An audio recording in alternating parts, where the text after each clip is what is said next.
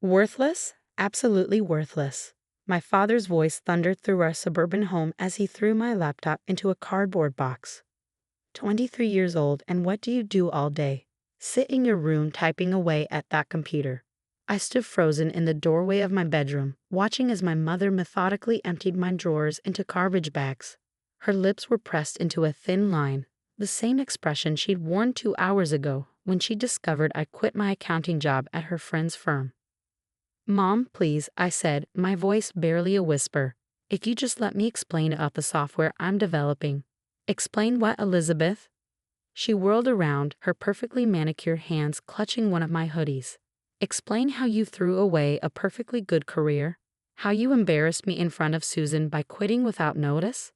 To work on some computer game?" "It's not a game," I tried again. "It's enterprise software for—" "Enough," my father cut me off. "We didn't pay for your business degree so you could become a basement dweller. Either get a real job or get out." I looked around my childhood bedroom, at the walls now bare where my coding diagrams had hung, at the desk where I'd spent countless nights developing my software. They didn't understand.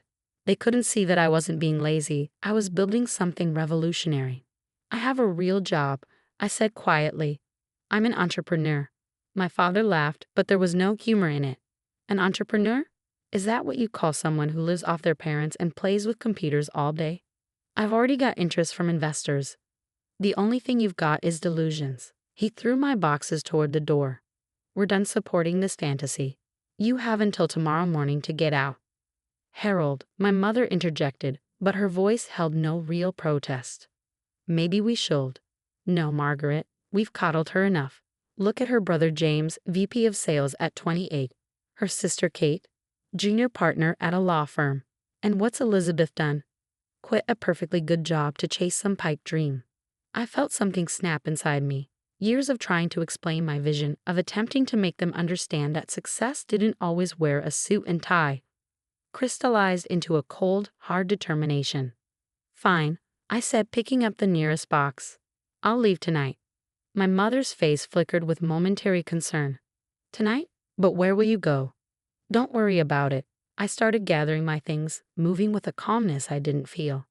"You won't have to be embarrassed by your lazy daughter anymore." "Now, Elizabeth," my father's voice held that patronizing tone I'd grown to hate. "If you just come to your senses, apologize to Susan, and get your job back." "No." The word came out sharp and final. "I don't want my job back. I don't want your approval. And I definitely don't want to be another cookie-cutter success story you can brag about at your country club." I pulled my laptop from the box where he'd thrown it, checking for damage.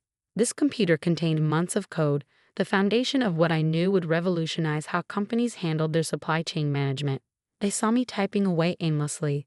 They didn't see the complex algorithms I was building, the innovative solutions I was creating. "Then get out," my father said coldly. "Don't come crying back when your little computer project fails." 2 hours later, I stood in the small studio apartment my friend Maya had offered to share. The space was tiny, with just enough room for a mattress on the floor and a small desk, but it was mine. More importantly, it was away from the suffocating expectations of my family. My phone buzzed, a message in our family group chat. My sister Kate had already started the character assassination. "Can't believe Elizabeth threw away everything Mom and Dad gave her. So ungrateful. Some of us actually work for a living." I muted the chat and turned to my laptop. They thought I was throwing my life away. Fine, let them think that. I had work to do. The next few months were a blur of coding, instant noodles, and endless cups of coffee. Maya, a graphic designer who understood the entrepreneurial struggle, became my biggest supporter.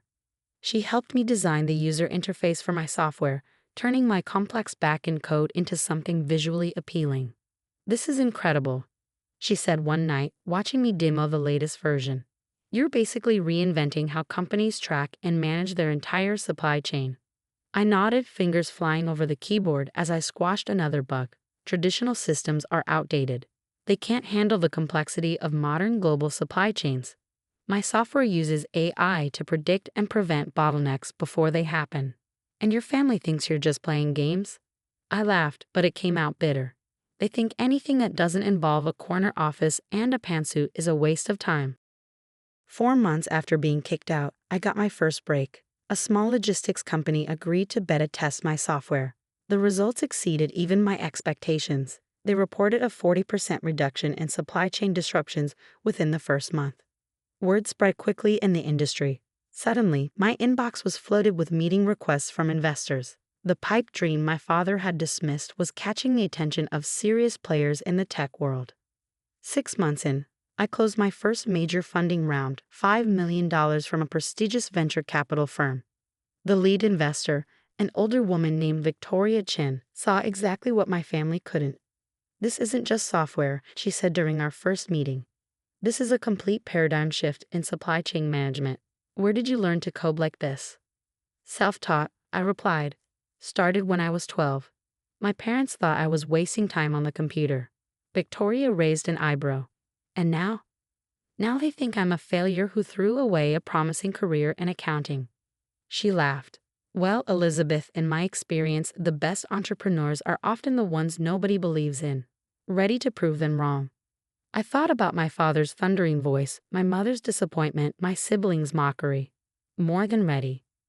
With Victoria's backing, I moved my company, now officially named Next Chain Solutions, into real offices. I hired a team of developers to help refine the software, brought on experienced sales staff, and started actively pursuing major clients. A year after being thrown out of my parents' house, NextChain landed its first Fortune 500 client. The day they signed the contract, worth $2.7 million, I received a text from my brother James. "Hey sis, heard you're still playing entrepreneur. When are you going to grow up and get a real job? Mom and Dad are worried sick." I deleted the message without responding. They'd find out soon enough what their lazy daughter had been building. But I had no idea just how perfectly the universe would orchestrate that revelation. It started with a news article that caught my eye one morning. Global Solutions Corp facing supply chain crisis. The company was hemorrhaging money due to massive disruptions in their distribution network. Their outdated systems couldn't handle the complexity of their global operations. Global Solutions Corp, where my father had worked as regional manager for the past 20 years. I sat back in my chair, a plan forming in my mind. My company was now valued at over $100 million. We had a proven track record of solving exactly the kind of problems Global Solutions was facing. It was time to submit a proposal. What happened next would change everything, not just for Global Solutions, but for my family's perception of their worthless daughter. I picked up my phone and called Victoria. "Remember how you said sometimes success is the best revenge?" I asked. I think I found the perfect opportunity to prove that theory. Little did my family know, their world was about to be turned upside down by the very person they'd thrown away like garbage. The lazy daughter was about to become their boss, and I was going to savor every moment of it. The Global Solutions Corp boardroom buzzed with nervous energy. Through the glass walls of my office next door, I watched as executives filed in, my father among them. He looked older than I remembered, his hair grayer, the weight of Global Solutions crisis evident in his posture. "Are you sure about this?" Maya, now my chief marketing officer, asked quietly. "We could send someone else to do the presentation." I smoothed down my tailored channel suit, quite different from the hoodies my mother had thrown into garbage bags 2 years ago. "No, I want to do this myself." "Elizabeth." Victoria Chin, who joined my board of directors, touched my arm. "Sometimes the best revenge isn't showing them who you've become. It's not showing them at all." I smiled, checking my reflection in the window. This isn't about revenge. It's about finally being seen. At exactly 9 a.m., I walked into the boardroom. The familiar scent of my father's cologne hit me first, the same brand he'd worn when he'd thrown me out. He was absorbed in his phone, not even bothering to look up at the CEO of the company that could save Global Solutions from collapse. "Good morning," I said clearly, my voice carrying across the room. "I'm Elizabeth Warner, CEO of Next Chain Solutions." My father's head snapped up so fast I heard his neck crack. His face went from red to white to gray in a span of seconds. Around the table, other executives were opening their presentation packets, oblivious to the drama unfolding. "As you know," I continued, clicking to the first slide, "Global Solutions has been experiencing significant supply chain disruptions. Our analysis suggests these issues are costing you approximately $47 million per quarter." My father's hands were trembling as he reached for his water glass. I wondered if he was remembering his last words to me. Don't come crying back when your little computer project fails. NextChain's proprietary software has demonstrated consistent success in resolving exactly these types of systemic failures. Our latest client reported a 78% reduction in disruptions within the first 30 months of implementation. I walked them through the presentation, laying out exactly how my computer game could save their company millions. The other executives were leaning forward, clearly impressed. My father sat frozen, looking like he'd seen a ghost. Ms. Warner, Global Solutions CEO, Mr. Harrison, interrupted. These results are remarkable, but implementing a complete system overhaul, it's a massive undertaking. How can you assure our board this will work? I smiled, clicking to a slide showing our client list. Perhaps Mr. Morrison could speak to that, given his extensive experience in regional operations. Dad, what do you think? The room went silent. Mr. Harrison looked between us, confusion evident on his face. Dad? My father cleared his throat, but no words came out. Oh, I apologize for the confusion, I said smoothly. Harold Morrison is my father, though we haven't spoken since he threw me out 2 years ago for being, what was the word? Ah yes, worthless. The silence in the room grew heavier. Mr. Harrison's eyes narrowed as he looked at my father. Harold, you know this software. You've seen its capabilities. My father straightened his tie, visibly struggling to regain his composure. I wasn't aware of the scope of Elizabeth's project. Project? I raised an eyebrow. NextChain Solutions is currently valued at $400 million, Dad. We have offices in 4 countries, but you'd know that if you'd bothered to return any of Aunt Susan's calls. She's been trying to tell you about our success for months. Mr. Harrison held up his hand. Let me get this straight. We've been bleeding money for months, and you had a direct connection to the CEO of the company that could solve our problems. My father's face had taken on a sickly hue. I didn't know. Because you didn't want to know, I finished for him. Just like Mom didn't want to know what I was actually working on. Just like Kate and James didn't want to know why I quit that accounting job. It was easier to believe I was lazy and worthless than to accept I had a different vision of success. The boardroom door opened and Maya walked in with a stack of contracts. The implementation documents, Ms. Warner. Thank you. I turned back to Mr. Harrison. Our team is prepared to begin immediately. The only question is whether Global Solutions is ready to innovate, or if you prefer to continue losing $47 million per quarter while clinging to outdated systems. Mr. Harrison didn't hesitate. How soon can you start? We can have the first phase implemented within 2 weeks. I placed the contracts on the table, though there is one condition. Which is? I met my father's eyes. The project will require a complete restructuring of your supply chain management team, including new leadership. My father's chair scraped back as he stood up. This is ridiculous. You can't just walk in here and... Harold, Mr. Harrison's voice cut like steel. Sit down. Ms. Warner, please continue. 3 hours later, I sat in my office, looking out over the city. The contracts were signed. Global Solutions was now NextChain's biggest client to date. And my father. He would soon be working under a management team that answered directly to me. My phone buzzed. A message from my mother. Elizabeth, please call us. We need to talk. Another buzz, my sister Kate. OMG, Dad just told us what happened. Why didn't you tell us about your company? And James, hey sis, about those messages I sent. Can we meet for coffee? I set the phone aside without responding. Let them wait. Let them wonder. Let them finally see what I'd been trying to show them all along. A knock at my door pulled me from my thoughts. Maya stood there, holding a bottle of champagne. Your father is still in the building. He's asking to speak with you. I considered it for a moment. Send him in. He entered my office like a different man. Gone was the thundering authority figure who'd thrown me out. In his place stood someone older, smaller, and distinctly uncertain. Elizabeth, he started, then stopped, looking around my corner office with its floor-to-ceiling windows and modern art. I don't know what to say. That's a first. I gestured to a chair. 2 years ago, you had plenty to say about my career choices. He sat heavily, his eyes fixed on the NextChain logo behind my desk. We were wrong. I was wrong. If I had just listened. You would have had a significant stake in a $400 million company, I finished, instead of reporting to its management team. He flinched. About that, the restructuring is non-negotiable. I leaned forward.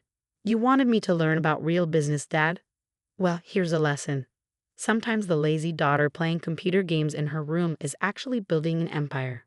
And sometimes the people who throw her away end up working for her. Elizabeth, please, we're family.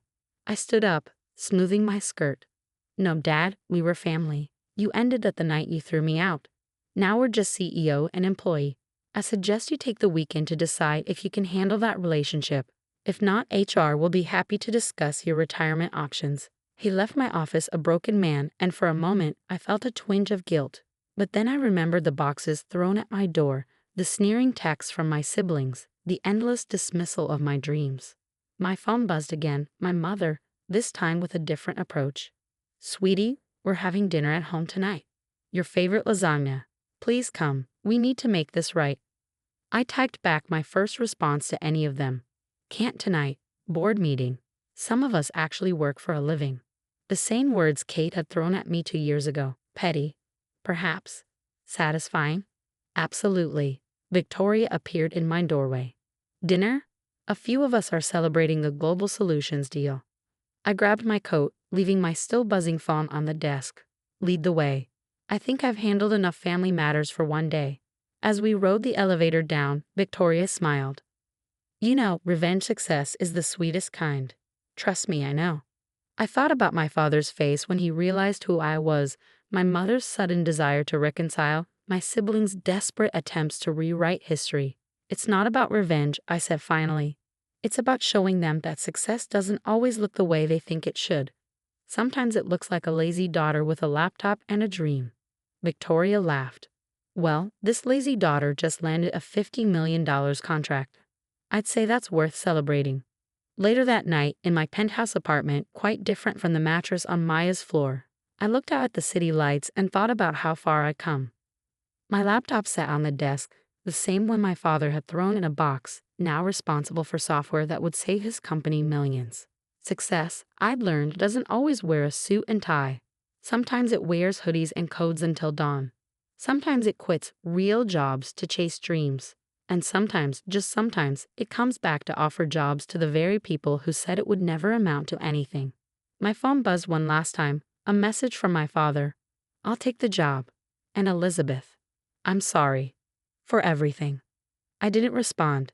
He'd learned soon enough that in business, just like in family, actions speak louder than words.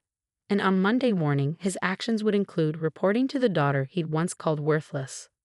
Sometimes life has a way of coming full circle. Sometimes the basement dweller becomes the CEO. And sometimes the best revenge isn't revenge at all. It's simply becoming exactly who you always knew you could be, even if no one else could see it.